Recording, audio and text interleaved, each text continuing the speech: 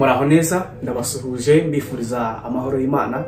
Amazina yanjye nitwa Murindahabi Albert, abandi umuvugabutumwa bwiza mu itorero rya International Pentecostal Church hano muri Phoenix, Arizona. Imana amahoro ibaduhe umugisha. Tubabwire ko tubafitiye inkuru nziza kandi yo kubona uburyo bw'ibitabo by'indirimbo ndetse na Bibiliya ku bantu babyifuza batwandikira hanyuma tukabibagezaho ku buntu. Imana y'amahoro ibaduhe umugisha. Tugiye kuganira namwe amagambo y'Imana mu kanya gatoya, hanyuma turabasaba kugira ngo mubane natwe mu kanya katarambiranye. Imana amahoro ibaha umugisha. Ikadufatikanye hamwe gusoma igitabo cy'Abagalatiya, Abagalatiya ibice byaho ni 5 no ku murongo aho wa 16. Abagalatiya ibice byaho ni 5 no ku murongo aho 16. Reka dusome mu izina rya Yesu. Umutwe w'amagambo uravuga ngo imirimo ya kamere n'imbuto z'umwuka. Kuri 16 aravuga ngo ndavuga nti muyoborwe n'umwuka kuko aribwo mutazakora ibyo kamere irarikira. Kuri 17 kuko kamere irarikira ibyo umwuka yanga, kandi umwuka yifuza ibyo kamere yanga, kuko ibyo bihabanye nicyo gituma ibyo mushaka gukora atari byo mukora. Ariko niba muyoborwa n'umwuka ntimuba mugitwarwa n'amategeko. Kuri 19 dore imirimo ya kamere iragaragara, ni ugusambana, no gukora ibiteye isoni n'iby'isoni nke, no gusenga ibishushanyo, no kuroga, no kwangana, no gutongana, n'ishyari, n'umujinya, n'amahane, no kwitandukanya, no kwirema ibice, no kugononwa, no gusinda, n'ibiganiro bibi n'ibindi bisa bityo. Ndababwira hakiri kare nk'uko nababwiye kera yuko abakora ibisa bityo batazaragwa ubwami bw'Imana. Kuri 22 ariko rero imbuto z'umwuka ni urukundo, ni ibyishimo, ni amahoro, ni ukwihangana, ni ukugira neza, ni ingeso nziza, ni ugukiranuka, no kugwa neza, no kwirinda ibimeze bityo. Nta mategeko abihana. Ariko abakristo Yesu babambanywe kamere niruba n'irari ryabyo. Niba tubeshwaho n'umwuka tujye tuyoborwa n'umwuka, twe kwifata uko tutari, twenderanya kandi tugirirana amahari. Amen. Yesu ashimwe cyane. Iki gitabo dusomye ni igitabo cya Paulo yandikiye itorero ry'Abagalatiya, ngo agezeyo yifuza ko baganira kuri aya magambo. Niyo natwe Imana yifuje ko twongera kuganiraho uyu munsi. Ndagira ngo dufatikanye kumvikana ndetse no kumvira, hanyuma tuganire kuri aya magambo. Imana ishimwe cyane. Aya magambo twasomye Paulo yabwiye Abagalatiya, arababwira ngo bene data, ndababwira ngo muyoborwe n'umwuka w'Imana kuko aribwo mutazakora ibyaha. Birashoboka ko Paulo yabagenzuye agasanga bakora ibyaha kandi bari no mu itorero, agasanga bararirimba ariko bakora ibyaha, agasanga barahanura ariko bakora ibyaha, agasanga barabwiza ariko bakora ibyaha. Yifuza rero kubaganiza kuri aya magambo y'imbuto z'umwuka n'imirimo ya kamere. Arababwira ngo muyoborwe n'umwuka kuko aribwo mutazakora ibyaha. Arababwira ngo ibyo kamere yifuza si byo umwuka we yifuza. Arababwira ngo kandi ibyo umwuka yifuza si byo kamere yo yifuza. Arababwira ngo dore imirimo ya kamere iragaragara. Imana ishimwe cyane. Arababwira ngo imirimo ya kamere iragaragara, ni iyi ngiyi: ni ugusambana, ni amahane, ni ishyari, ni urwango, ni ugusambana. Ababwira ibintu byinshi bitandukanye ariko kandi bibi. Arababwira ngo ibyo byose nibyo kamere yacu yifuza gukora kandi si byo umwuka ashaka ko dukora. Mu izina rya Yesu Kristo, reka nkubwire uyu munsi, ndakwingiza kugira ngo uyoborwe n'umwuka w'Imana kugira ngo udakora ibyaha. Mu izina rya Yesu Kristo, Yesu yadusigiye umwuka wera ari utuyobora. Niwo muyobozi w'itorero, niwo muyobozi utuyobora. Abantu bose badafite umwuka w'Imana ntabwo bashobora kudakora ibyaha. Abantu bose badafite umwuka w'Imana bashobora gukora ibintu byose bibi bibaho. Muyoborwe n'umwuka w'Imana kuko aribwo mutazakora ibyaha. Iyo usomye mu gitabo cy'Abaroma ibice 8 ku murongo wa 8, harabangarega burya bari mu butware bwa kamere ntabwo bashobora kunezeza Imana. Mu izina rya Yesu, uyu munsi nawe ndakwifuriza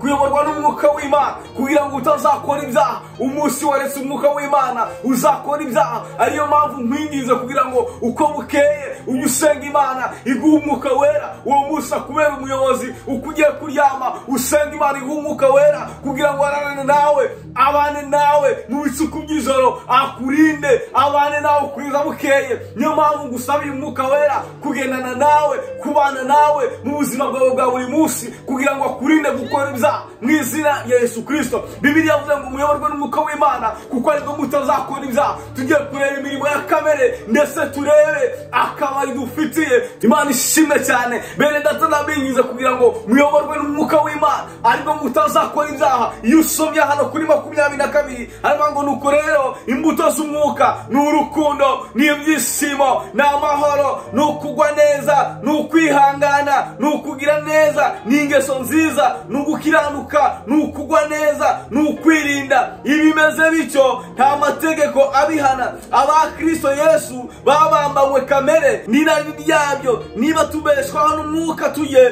tuyoborwa n'umwuka, twe kwifata uko tutari, twenderanya kandi tugirirana amahari mu izina rya Yesu Kristo. Wamaze kumva imirimo ya kamere ndetse n'imbuto z'umwuka. Ngo imbuto z'umwuka Bibiliya itubwiye ko ari iki? Imbuto z'umwuka ni amahoro, ni urukundo, nukugwa neza, nta kugirana isari riba mu mwuka w'Imana. Oya, umuntu wese uyoborwa n'umwuka w'Imana ntagira isari. Umuntu wese uyoborwa n'umwuka w'Imana ntagira kamere. Umuntu wese uyoborwa n'umwuka w'Imana ntagambana. Umuntu wese uyoborwa n'umwuka w'Imana ntasambana. Umuntu wese uyoborwa n'umwuka w'Imana ntasinda. Umuntu wese uyoborwa n'umwuka w'Imana ntakora icyaha, ahubwo umwuka w'Imana umubera umuyobozi akaba umukiranutsi. Urashaka mwene data gukiranukira Imana?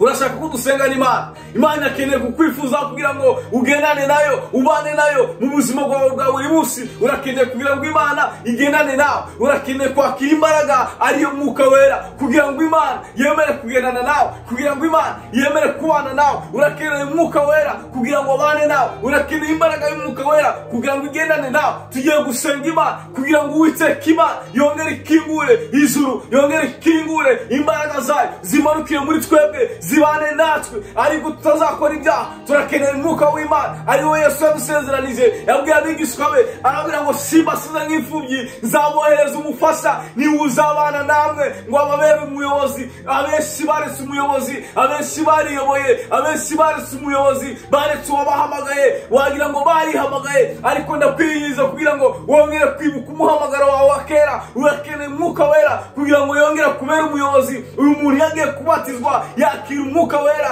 kugira ngo mubere umuyobozi. Mwene data wongere uwibuke bya bihe by'umubatizo wawe, wongere wakira umwuka wera, azakubera umuyobozi, azagendana nawe. Tugiye gusenga Imana, tugiye gusenga Imana. Turakwinjiza kugira ngo uze mwene data dufatikanye gusenga Imana. Umwuka wera yongera amanukiye muri twebwe, umwuka wera yongera agendane natwe, umwuka wera atubere umuyobozi, atwigishe kurema imbuto nziza mu bandi bantu. Dore imbuto nziza ni urukundo, ni ubugwaneza, ni amahoro, ni ukutagira n'isari, ni ukutagira n'amahari, ni ukutireba ibice, ni ukudasambana, ni ukudasinda, ni ukutagira isari. Ibintu byose ngibyo nibyo umwuka wera atwifuzaho, nibyo umwuka wera twifuza akora ku buzima bwacu. Iyo umwuka wera tumufite ntabwo dukora ibyaha. Mwene data tukeneye umwuka wera. Ngwino dusenga n'Imana, ngwino tubane nawe, Imana izamanuka ibane natwe mu izina rya Yesu Kristo. Ngaho rero ca bugufi tugiye gusenga Imana.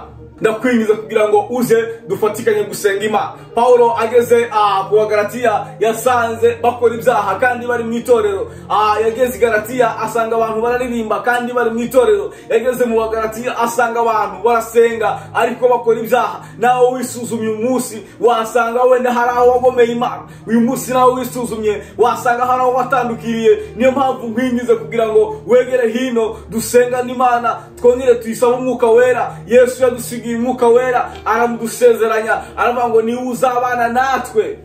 Aravuga ngo ni uzabana natwe akatubera umuyobozi. Urifuza ko umwuka wera akubera umuyobozi? Urifuza ko umwuka wera yagutoza imbuto nziza? Urifuza ko umwuka wera yakwigisha? Urifuza kuba umunyeshuri w'umwuka wera? Egera hino dusenga n'Imana, dusaba Imana kugira ngo iduhe umwuka wera, yongera tubere umuyobozi ahantu hari ibintu byinshi bigusha abantu, ahantu hari ibisitaza byinshi bitugusha, ariko ndakwingiza kugira ngo wegere hano dufatikanye gusenga Imana. Imana iduha umuyobozi wo kugendana natwe mu bihe bikomeye, mu bihe bigoye. Imana izabane natwe. Reka dupfukame dusenga Imana, duce bugufi mu mitima dusenga Imana. Imana izamanuka ibane natwe. Yaravuze ngo ntabaza no gutabara nkwereka ibikomeye. Uyu munsi niba ushishikajwe no guhabwa imbaraga n'Uwiteka Imana, ca bugufi mu mutima. Uyu munsi niba wifuza ko Imana ikora ibitangaza ku buzima bwawe, wica bugufi mu mutima dusengana Imana mu izina rya Yesu Kristo. Reka dusenga Imana. Mana yacu turagushimye, turaguhimbaza kugira neza, tugushimiye ko nta wundi wanye nawe. Uyu munsi tugushimiye ko wongeye kutwibutsa kwakira umwuka wawe wera. Ujya mu ijuru Yesu Kristo, wasize abigishwa bawe ubabwiye ijambo rikomeye, urababwira ngo simbasize nk'imfubyi, nzabohereza umufasha ari uzabana nawe. Umufasha ajya tuyobora akatuneshereza, ajya tuyobora akadutsindishiriza, ajya tuyobora akatwihanganisha, ajya tuyobora akatuneshereza mu mpande zose. Niyo mpamvu tumusabye kugira ngo aze mu mitima yacu aganze. Turakwinginze Mwami Yesu kugira ngo wongere wohereza umwuka wera muri bene data. Uwiteka Mwami, wongere wakira umwuka wera muri busha, wongere Uwiteka nyamora ku ngoma, bamurikirwe n'umuco wawe. Turakwingize kugira ngo rero umwuka wawe n'imbaraga bimanuke bibane natwe, ubuntu bwawe n'amahoro bibane natwe Mwami. Umwuka wawe azatwigishe kuko tuzakora ibyaha. Uwiteka Mwami Imana yacu, turakwingize kugira ngo utwiteho kandi tubirere neza, uduhe umwuka n'imbaraga zawe biturutse iwawe mu ijuru. Nsengeye bene data Mwami, abaciye bugufi mu mitima bakumva ijambo ryawe. Ijambo ryawe ni inkota, ijambo ryawe ni umutsiba utera imbaraga. Ijambo ryawe Uwiteka Mwami Imana yacu niryo dukeneye kugira ngo tubeho. Ijambo ryawe niryo dukeneye kugira ngo turyame tubyuke. Turakeneye ijambo ryawe kugira ngo rigendane natwe, ryiribane natwe, riranane natwe mu izina rya Yesu Kristo. Nasomye ijambo ryawe rirambwira ngo nabike ijambo ryawe mu mutima wanjye kugira ngo ntazagucumuraho. Niyo mpamvu tukwinjiza kugira ngo uduhe amagambo yawe, uduhe umwuka wawe, ariyo bitubere umuyobozi. Tuyoborwe nawe Data, turashaka kuyoborwa n'imbaraga zawe, turashaka kuba mu ruhande Uwiteka urimo. Ariko Uwiteka turagusabye kugira ngo utwongere imbaraga, uduhe ubushobozi bwo kugira ngo Uwiteka Mwami dutsinde ibigeragezo, dutsinde intambara, dutsinde ibibazo, dutsinde Uwiteka Mwami. Uduhe ubutsinzi buturutse iwawe mu ijuru. Ngaho manura imbaraga zawe, manura gukora kwawe, kuze bwanze muri bene Data mu izina rya Yesu Kristo. Reka Mwami Imana yacu ubwo tuzongera guhura abasi bashima bavuga imbaraga zawe, tuzagushima kandi tuguhimbaze. Ngaho bana natwe kandi tugire neza mu izina rya Yesu Kristo. Amen.